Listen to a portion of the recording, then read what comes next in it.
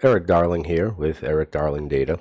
Fresh off reading some Streamlabs OBS tutorials about how to make microphones sound better in Streamlabs.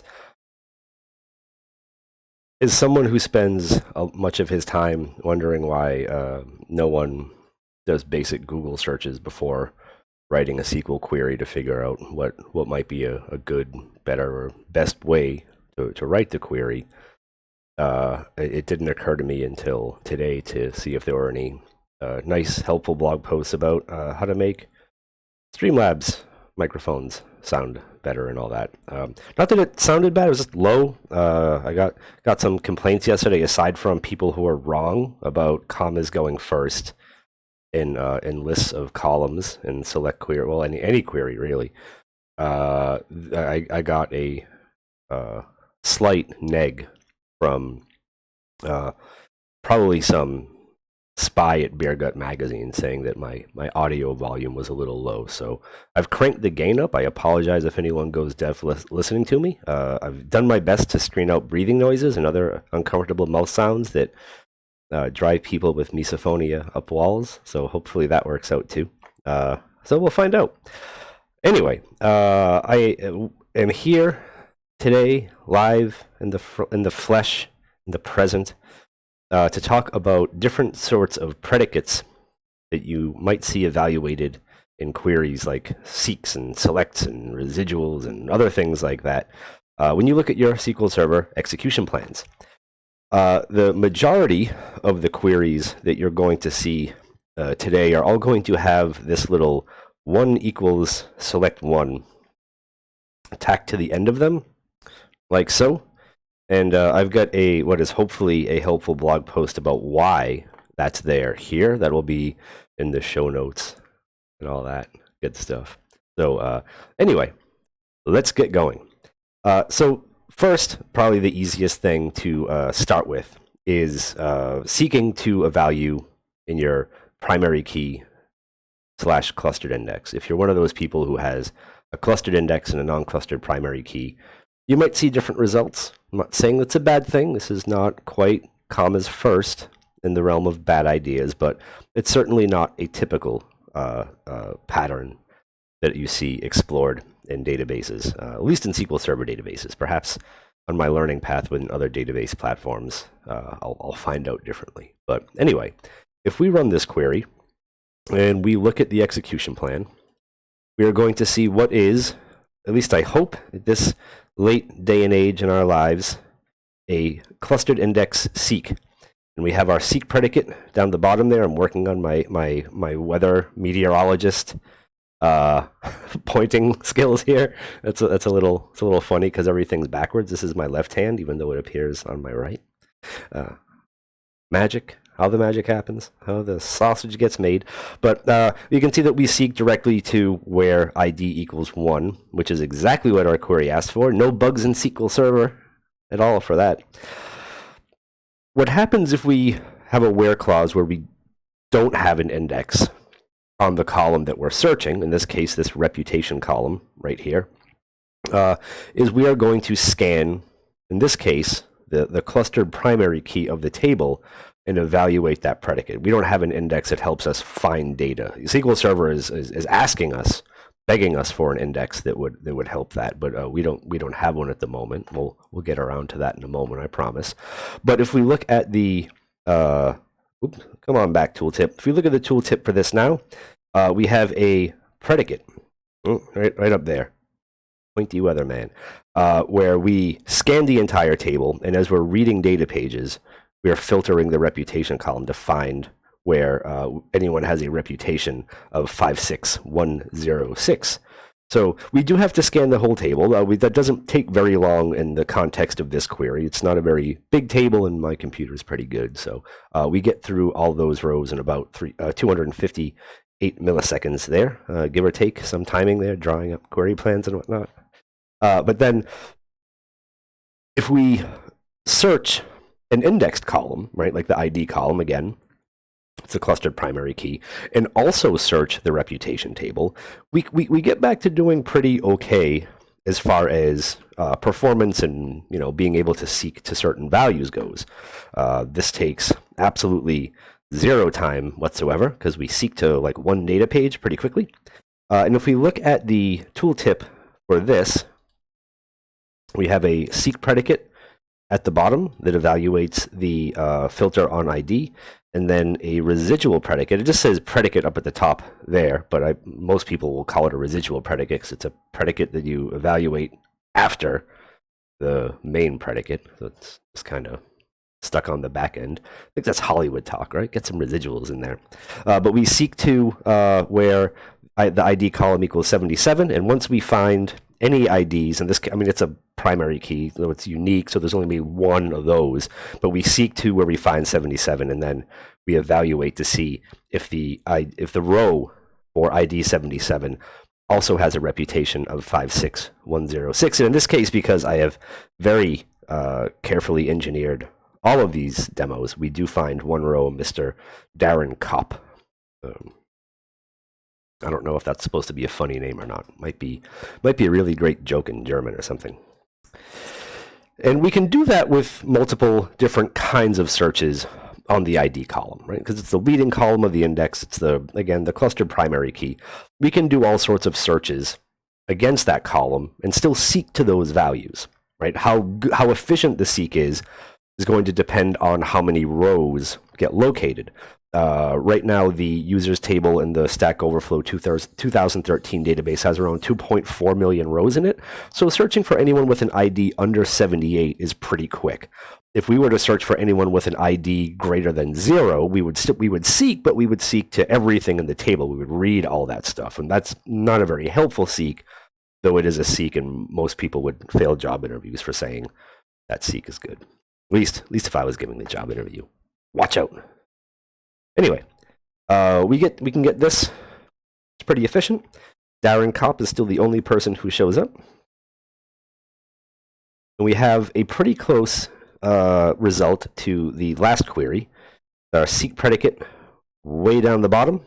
Right? We're just looking for anything less than 78. And again, our residual predicate, beep, beep, beep, tickle, tickle, tickle that little equal sign, searching for where reputation equals 56106. Now,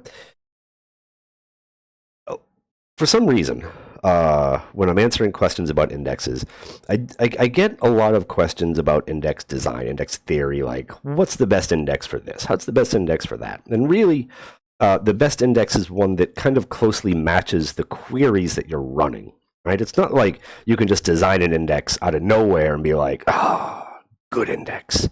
Like, you can put the most selective column first, always and forever, but if you're not searching on that column, it just gets in the way.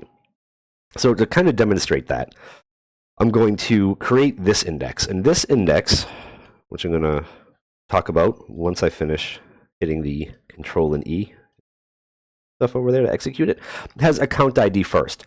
Account ID almost matches the ID column. It's almost a mirror image of it. There are a few discrepancies, but that's okay. It's still a unique column, right? There's still no duplicate values in there. So we put a very selective column first, and we put reputation, which is mostly not terribly selective, second. The thing is, this index doesn't help us run our query. I'm going to run a blast from the past, and we're going to look at the execution plan where we're going to use the unhelper index in this case, and we're going to try to search for where reputation equals 56106, and we're going to use that non-clustered index, but we still scan it, right? We look at this, we still have to scan the entire index and apply that predicate to reputation. We can't seek to any values in reputation because that account ID column is in the way. So like we could search for account ID equals something and reputation equals something, and that would get us where we're going. But just searching on reputation when we have an index that does not lead with reputation doesn't really help us out all that much. So I'm going to create an index that is going to be helpful for several queries, and we're going to look at how useful it is. So if we force SQL Server to use the primary key the clustered primary key of the table. And then we also force SQL Server to use the non-clustered index. And I just do that to make it very clear which index is going to be used where and what you should be looking for in them. If we run these two queries, they're both going to run pretty quickly in all the zeros of seconds. That's fast. That's fast. We don't have any problems here. Great. Fixed it all. We've already looked at that plan before, but let's look at the plan now for the index with two key columns, and it has both reputation and ID. Now we actually have two seek predicates that get evaluated. All right, we have a seek to reputation, we have a seek to ID. So SQL Server can evaluate multiple seek predicates within the same query as long as they are the key of the index. Right? Like we have just an index on reputation, an index on ID. We can seek to all the values in reputation and ID really easily. We can find those very quickly with our where clause. Things change a little bit when you get away from equality predicates and start getting into inequality predicates or range predicates. So like greater than, less than, greater than equal to, less than equal to, not equal to, is not null is also one of them. And if we look at this query, we get a few more rows back. We don't just get Darren Kopp back. We also get the lovely and talented Bob and the hopefully also lovely and talented Rex M. Maybe also funny jokes in German. I'm not entirely sure. But if we look at our index seek now, we have a seek to a reputation is greater than or equal to 56. And then we don't have the double seek. Then we're back to having a residual predicate up there to find where anything is less than or equal to 77. The reason for that is because when you create an index and it starts putting values in order, even if you have duplicate values in that index, if you're searching for like greater than, or in this case we're searching for greater than or equal to 56106, what happens is SQL Server might cross multiple boundaries. Like once you find like anything after 56106. So we need a residual predicate on less than or equal to 77 to evaluate everything in that range. Right? We don't have that results in that perfect equality order. So we have to evaluate a range of values in order to find 77. Things get a little bit weirder if we throw some more inequality predicates at it. This time, we are looking for where ID is less than or greater than or equal to 77 and less than 78, and then where reputation is greater than or equal to 56106 and less than 56107, which if I weatherman my way over here, we can see that's 7. All right. So let's look at the query plan for this, and this is going to throw you off a little bit, maybe if you're not used to seeing these sort of things. We're going to go back to seeing two seek predicates. Down here, we can see where SQL Server is evaluating the predicate on reputation with the greater than equal to, and then with the ID column looking for anything that is over 77. But then up at the top, we have a residual predicate that almost searches for the same thing, but that's where we throw in the less than 78. So again, crossing those ranges, crossing those boundaries of values means we have to evaluate residual predicates sort of by scanning data after we seek to data. Things get more challenging when you throw OR at SQL Server, especially in join clauses. OR is very difficult for the optimizer to come up with a good query plan with. Right now, the optimizer doesn't have a way to turn that into like a union or union all type thing where you say, where, this predicate matches or this predicate matches with a union all between them to unify the results. So we end up with a query plan that looks roundabout like this, which is very strange looking. We have all these filters and constant scans that are producing rows, and SQL Server has to join all those results to a scan of our non-clustered index. And it actually has to scan through it twice because we have to join to this and join to this. Well, technically, But if we look at this, we have just a predicate now. We don't seek to anything, right? No predicates in there. That's less than or equal to 77, greater than or equal to 56106. And if we look at the join, we have outer references listed here, which means it was apply nested loops. And we took all of the rows that came out of this and we joined it to these conditions down here. Each one of these constant scans is going to represent one side of the OR clause. So you can't really see it in the query plan, but one of them is going to represent the predicate on ID, and one of them is going to represent the predicate on reputation.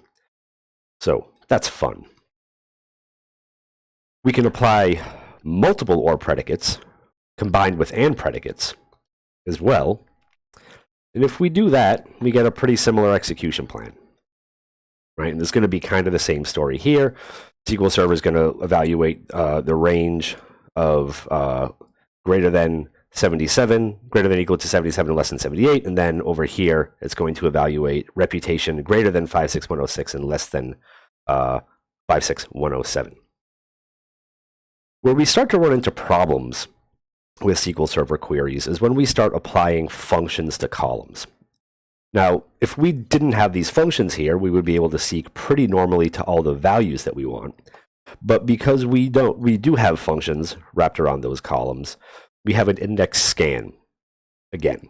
And if we look at the details of the index scan, we can see these predicates here on ID and reputation. This comes back to the concept of sargability, or being able to search cleanly into an index to find rows. The way that I like to conceptualize this, and this is not like, God's honest down to the scientific detail truth about how databases work. But when you apply predicates to an index that can be matched cleanly, SQL Server's storage engine can read data pages and apply those predicates pretty easily as it reads them. As soon as you wrap a column in a function like this, you sort of change the layer at which that can happen. The storage engine is way down here, and running functions through like the expression service happens way up here. So SQL Server has to apply the function to the column, which happens up here. It can't happen down here with the storage engine. It would be cool if it could, but at this point in time, SQL Server doesn't offer that. Good stuff, right?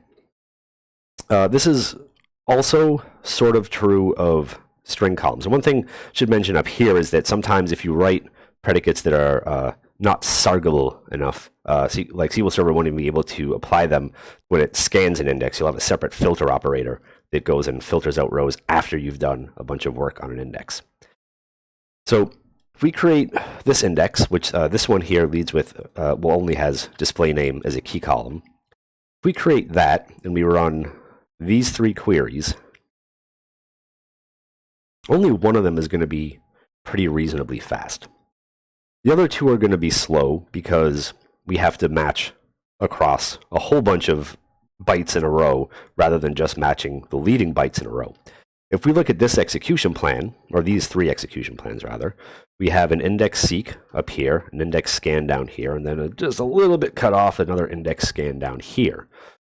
This index seek has a seek predicate where we look for greater than or equal to Jeff at Wood, little d, and then less than Jeff at Wooey with an uppercase E. So SQL Server forms a range where you can find like the little d and then the big E, right? So like if Jeff Atwood ended with a big D, and no people are out there are going to be laughing at me talking about little d's and big D's, but if we ended with a big D, we would still find Jeff Atwood and Jeff Atwood, but we don't find Jeff Atwood E or at Wooey. For the other two queries, we don't have that seek ability because the other two queries have leading wildcards in the searches. So this one here and this one here, our scans look a little bit different. We just have regular predicates to look for all the Jeff Atwood, and then we have one down here where we just look for trailing Jeff Atwood. And both of these result in an index scan that takes about 2 seconds. So when you're designing queries for indexes, there are a lot of important things to think about. But mainly, you want to tune indexes for queries. And then you also want to tune queries for indexes. So indexes, great things to key are where clause columns, join columns, things like that. Not if you're doing these kind of searches. They're kind of useless for all that stuff. And then you want to design queries that can use indexes, and you want to avoid things like this, because it's not that you can't use indexes when you do this. It's just that you can't use them as efficiently because you can't hit them where you store them. You have to run this function before you can apply those predicates. Anyway, this ended up being a little bit longer than I planned on. I don't know if I talked slow or something. And also I get some weird green screen creep happening down here under my arm for some reason. I'm not sure why. Gremlins, ghosts, goblins, ghouls, all sorts of things in there. Anyway, thanks for watching. I hope you enjoyed yourselves. I hope you learned something. I hope you don't put commas first in your select list. And I will see you in the very next video. Have a good one.